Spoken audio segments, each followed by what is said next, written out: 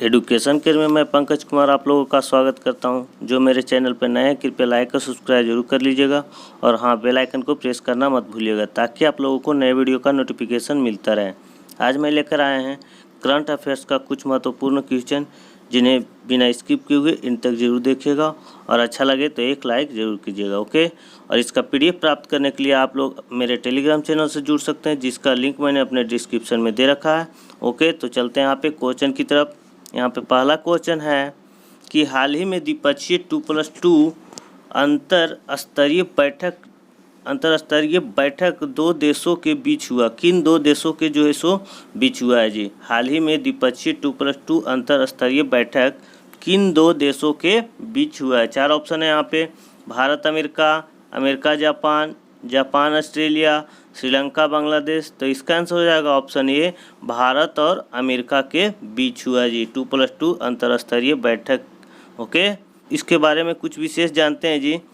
इसके बारे में यहाँ पे है कि भारत और संयुक्त राज्य अमेरिका ने वर्चुअल मोड में आधिकारिक स्तर पर द्विपक्षीय 2+2 अंतरस्तरीय बैठक आयोजित किया। ओके, यहाँ पे बैठक के दौरान दोनों पक्षों ने रक्षा, सुरक्षा और विदेश नीति क्षेत्रों में द्विपक्षीय संबंधों में प्रगति और विकास की समीक्षा की। ओके, उन्होंने पारंपरिक हित के आधार पर इन क्षेत्रों में चल रहे सहयोग को बढ़ाने के अवसर की खोज की है एक। ओके, चलते हैं अगला क्वेश्चन की तरफ। अगला क्वेश्चन यहाँ पे केंद्र सरकार ने ऑर्डिनेंस फैक्ट्री के कॉर्पोरेशन प्रक्रिया की निगरानी के लिए EGOM का अध्यक्ष किसे बनाया गया? केंद्र सरकार ने ऑर्डिनेंस फैक्ट्री की कॉर्पोरेटाइजेशन प्रक्रिया के लिए निगरानी के लिए EGOM का अध्यक्ष किसे बनाया गया? चार ऑप्शन है यहाँ पे।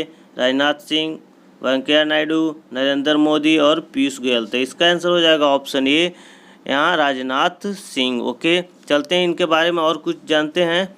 यहाँ पे है कि केंद्र सरकार ने ऑर्डिनेंस फैक्ट्री बोर्ड के कोऑपरेटाइजेशन की प्रक्रिया की निगरानी के लिए एक अधिकार प्राप्त मंत्री EGOM का गठन किया। ओके, EGOM जो है सो एक अधिकार प्राप्त मंत्री समूह है। ओके, तो इसका जो अध्यक्ष बने हैं रक्षा मंत्री राजनाथ सिंह EGOM के अध्यक्ष बने। ओके, आत्मनिर्भर भारत पहल के तहत सरकार ने 16 मई को यह घोषणा की थी। ओके, चलते हैं अगला क्वेश्चन की तरफ। अगला क्वेश्चन यहाँ पे किस राज्य में प्रधानमंत्री नरेंद्र मोदी ने गृह प्रवेश कार्यक्रम का शुभारंभ किया? किस राज्य में नरेंद्र मोदी ने गृह प्रवेश कार्यक्रम का शुभारंभ किया? तो यहाँ पे चार ऑप्शन है। मध्य प्रदेश, आंध्र प्रदेश, कर्नाटक और दिल्ली। तो इसका आंसर हो जाएगा ऑप्शन ए, मध्य प्रदेश। मध्य प्रदेश में जो है सो प्रधानमंत्री नरेंद्र मोदी ने गृह प्रवेश कार्यक्रम का शुभारंभ किया। चलते हैं गृह प्रवेश कार्यक्रम है क्या जी? गृह प्रवेश यहाँ प्रधानमंत्री नरेंद्र मोदी ने वीडियो कॉन्फ्रेंस के माध्यम से मध्य प्रदेश में गृह प्रवेश कार्यक्रम को संबोधित किया। ओके, इस कार्यक्रम के तहत 1,75,000 परिवारों को प्रधानमंत्री आवास योजना ग्रामीण योजना के अंतर्गत निर्मित पक्के घर सौंपे गए। ओके, इसके अलावा PM मोदी ने मध्य प्रदेश के PMEG के तहत धार, सिंगरौली और ग्वालियर के लाभार्थियों से भी बातचीत किए थे। ओके, तो यहाँ पे मध्य प्रदेश के अभी जो मुख्यमंत्री है वो है शिवराज सिंह चौहान और वहाँ की जो राज्यपाल है अभी आनंदीबेन पटेल। ओके, चलते हैं अगला क्वेश्चन की तरफ। अगला क्वेश्चन है यहाँ पे कि किस राज्य सरकार ने स्वच्छता कर्मचारियों के लिए गरिमा योजना लॉन्च किया? किस राज्य सरकार ने स्वच्छता कर्मचारियों के लिए गरिमा योजना लॉन्च किया? चार ऑप्शन है यहाँ पे। बिहार, झारखंड, उड़ीसा, उत्तर प्रदेश। तो इसका आंसर हो जाएगा ऑप्शन सी, उड़ीसा। उड़ीसा राज्य ने स्वच्छता कर्मचारियों के लिए गरिमा योजना को लॉन्च किया है। ये गरिमा योजना है क्या जी? इसके बारे में कुछ जानते हैं। तो उड़ीसा के मुख्यमंत्री नवीन पटनायक द्वारा गरिमा नामक एक नई योजना शुरू की गई है। किनके द्वारा जी? तो उड़ीसा के मुख्यमंत्री नवीन पटनायक के द्वारा, जिसके उद्देश्य से राज्य में कोर स्वच्छता कर्मियों की आर्थिक सुरक्षा और सामाजिक प्रतिष्ठा सुनिश्चित करना है। ओके, उड़ीसा की राजधानी भुवनेश्वर है जी और उड़ीसा के जो अभी राज्यपाल है गणेशी लाल और वहाँ के मुख्यमंत्री नवीन पटनायक। ओके, चलते हैं अगला क्वेश्चन की तरफ। अगला क्वेश्चन है यहाँ पे कि भारतीय रेटिंग एजेंसी ने भारत के जीडीपी दर में कितने प्रतिशत की गिरावट का अनुमान लगाया। भारतीय रेटिंग एजेंसी ने भारत के जीडीपी दर में कितने प्रतिशत की गिरावट का अनुमान लगाया। यहाँ 4 ऑप्शन है, -11.0%, -8.2%, 10.14%, ओके 40%, और यहाँ पे है 12%। तो इसका जो आंसर हो जाएगा ऑप्शन बी -8.2%, यानी कि 8.2% निगेटिव में जी। ओके, चलते हैं अगला। इसके बारे में कुछ और विशेष जान लेते हैं। पहले इसके बारे में है कि भारतीय रेटिंग एजेंसी केयर रेटिंग्स के वित्त वर्ष 2020-21 में भारत की जीडीपी दर 8 से 8.2% के रेंज में नेगेटिव रहने का अनुमान जताया है। ओके, केयर रेटिंग की स्थापना जो हुई थी जी, वो हुई थी 1993 में। इसका मुख्यालय है मुंबई, महाराष्ट्र में। ओके, अभी इसका प्रबंधक और निदेशक और मुख्य कार्यकारी अधिकारी जो है वो है अजय महाजन। कौन है जी? अजय महाजन। ओके, चलते हैं अगला क्वेश्चन की तरफ। अगला क्वेश्चन है यहाँ पे कि ADB Suguna foods private limited पर कितने ऋण लेने की घोषणा की। ADB Suguna foods private limited पर कितने ऋण लेने की घोषणा की। एडीबी यानी एशियाई विकास बैंक, यानी एशियाई डेवलपमेंट बैंक जो है वो जो है सो सुगुना फूड्स प्राइवेट लिमिटेड पर कितने प्रतिशत और कितने ऋण लेने की घोषणा की है। यहाँ 4 ऑप्शन है, 15 मिलियन अमेरिकी डॉलर, 20 मिलियन अमेरिकी डॉलर, 50 मिलियन अमेरिकी डॉलर, 10 मिलियन अमेरिकी डॉलर। तो इसका आंसर हो जाएगा ऑप्शन ए 15 मिलियन अमेरिकी डॉलर। ओके, इसके बारे में और कुछ जानते हैं। यहाँ पे है कि एशियाई विकास बैंक ने सुगुना फूड्स प्राइवेट लिमिटेड के लिए गैर परिवर्तनीय डिवेंचर की सदस्यता के माध्यम से 15 मिलियन अमेरिकी डॉलर ऋण वित्त पोषण के लिए एक समझौता पर हस्ताक्षर किए। ओके, अभी एशियाई विकास बैंक के जो अध्यक्ष हैं वो है मात्सुगु असाकावा। कौन है जी? मात्सुगु असाकावा। ओके, चलते हैं अगला क्वेश्चन की तरफ। अगला क्वेश्चन है यहाँ पे कि भारतीय विज्ञापन मानक परिषद का अध्यक्ष किसे चुना गया। भारतीय विज्ञापन मानक परिषद का अध्यक्ष किसे चुना गया। 4 ऑप्शन है यहाँ पे, NS राजन, शशिधर सिन्हा, सुभाष कामत और नन ऑफ दीज। तो इसका आंसर हो जाएगा ऑप्शन सी सुभाष कामत। भारतीय विज्ञापन मानक परिषद का अध्यक्ष किसे चुना गया है, तो सुभाष कामत को। ओके, चलते हैं इनके बारे में और कुछ जानते हैं जी। यहाँ पे है कि ASCI के उपाध्यक्ष के पद पर काम कर रहे कामत सोनी पिक्चर्स नेटवर्क के अध्यक्ष रोहित गुप्ता का स्थान लेंगे। किसका स्थान ये लेंगे जी? तो सोनी पिक्चर्स नेटवर्क के अध्यक्ष रोहित गुप्ता का स्थान लेंगे ASCI के उपाध्यक्ष पद पर काम कर रहे कामत। ओके, इसके अलावा जनसंपर्क फर्म केचम संपारक प्राइवेट लिमिटेड में प्रबंधक निदेशक NS राजन को वाइस चेयरमैन की मेंड्री बैंडन्स इंडिया प्राइवेट लिमिटेड के मुख्य कार्यकारी शशिधर सिन्हा को पुनः मानद कोषाध्यक्ष चुना गया। ओके, भारतीय विज्ञापन मानक परिषद की जो स्थापना हुई थी वो हुई थी 1985 में और इसका जो मुख्यालय है मुंबई, महाराष्ट्र में। ओके, चलते हैं अगला क्वेश्चन की तरफ। अगला क्वेश्चन है यहाँ पे, सिटी ग्रुप की पहली महिला CEO किसे चुना गया। सिटी ग्रुप की पहली महिला CEO किसे चुना गया। 4 ऑप्शन है यहाँ पे, माइकल कॉर्बेट, जेन फ्रेजर और AB दोनों और नन ऑफ दी। तो इसका आंसर होगा इसका ऑप्शन बी जेन फ्रेजर। क्या होगा जी? सिटी ग्रुप की पहली महिला जो CEO है वो है जेन फ्रेजर। ओके, इसके बारे में और कुछ जानते हैं। तो यहाँ पे है सिटी ग्रुप ने जेन फ्रेजर को अपना नया मुख्य कार्यकारी अधिकारी चुना है।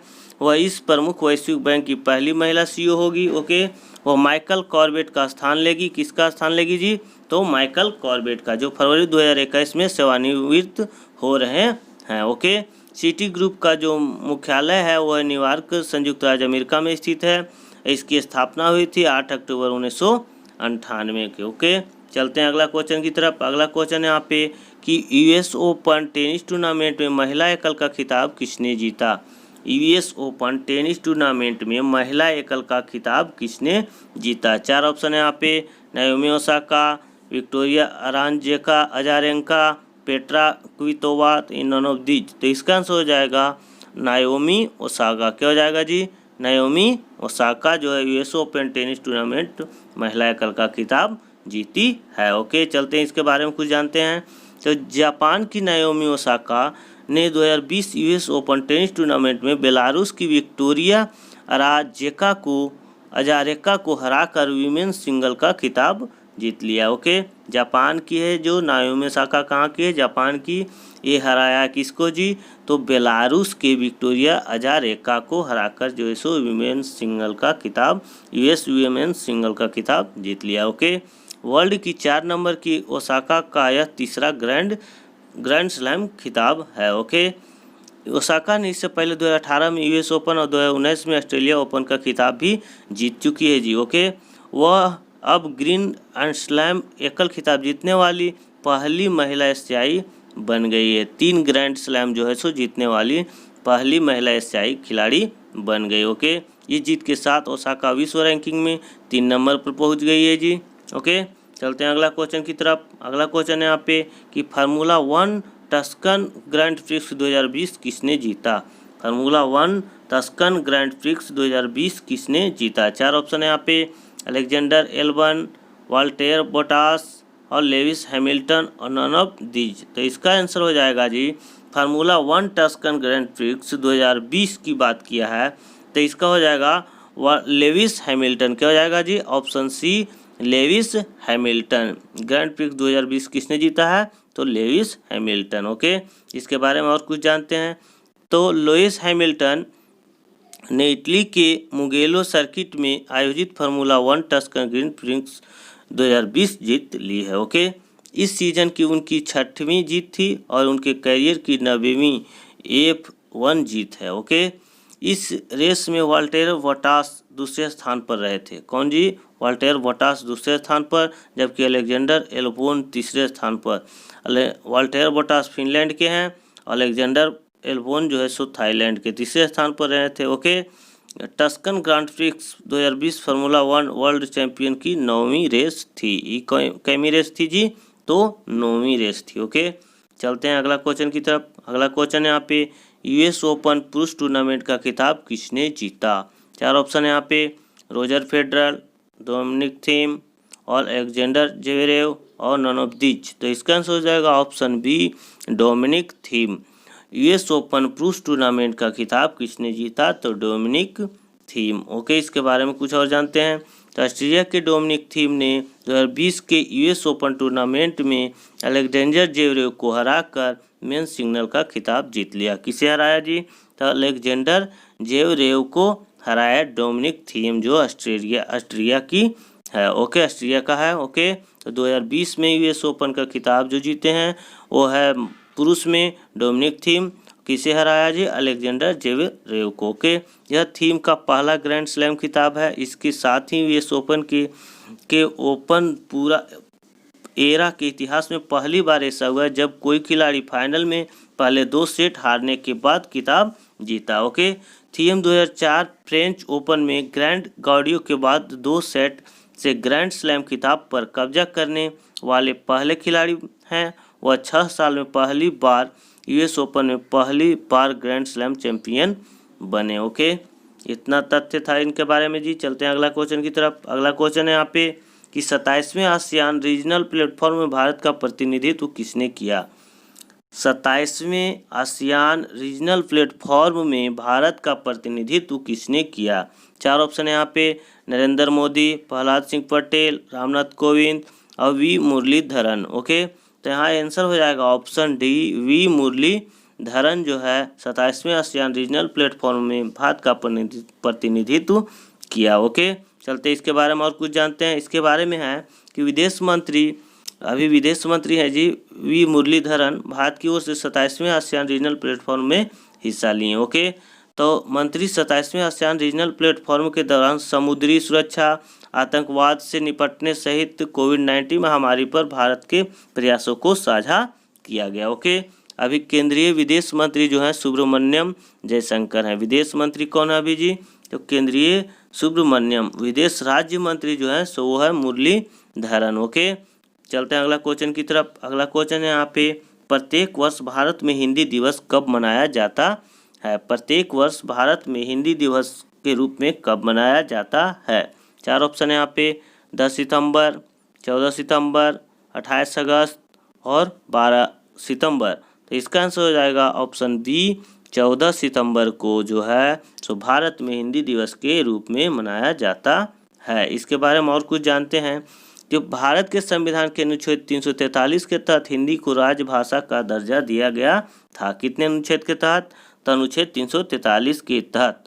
पहला हिंदी दिवस 14 सितंबर 1953 को मनाया गया था पंडित जवाहरलाल नेहरू द्वारा।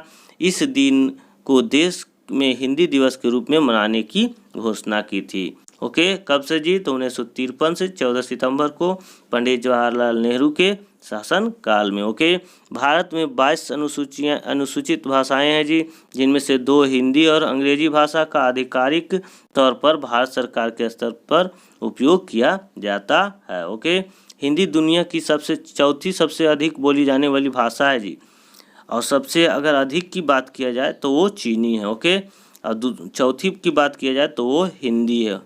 यहाँ पे हिंदी दिवस 14 सितंबर को मनाया जाता है क्योंकि इसी दिन 1949 में भारत की संविधान सभा ने देवनागरी लिपि में लिखी गई हिंदी को भारत गणराज्य की आधिकारिक भाषा के रूप में अपनाया था। ओके, चलते हैं अगला क्वेश्चन की तरफ। अगला क्वेश्चन है यहाँ पे कि पूर्व केंद्रीय मंत्री रघुवंश प्रसाद सिंह का हाल ही में निधन हो गया, वह किस लोकसभा क्षेत्र से प्रतिनिधित्व करते थे? पूर्व केंद्रीय मंत्री रघुवंश प्रसाद सिंह का हाल ही में निधन हो गया, वह किस लोकसभा क्षेत्र से प्रतिनिधित्व करते थे? 4 ऑप्शन यहाँ पे, वैशाली, पटना, नालंदा, जहानाबाद। तो इसका आंसर हो जाएगा ऑप्शन ए, वैशाली। क्या हो जाएगा जी? वैशाली। चलते हैं इनके बारे में और कुछ जानते हैं। तो पूर्व केंद्रीय मंत्री राष्ट्रीय जनता दल के दिग्गज नेता रघुवंश प्रसाद सिंह का निधन हो गया।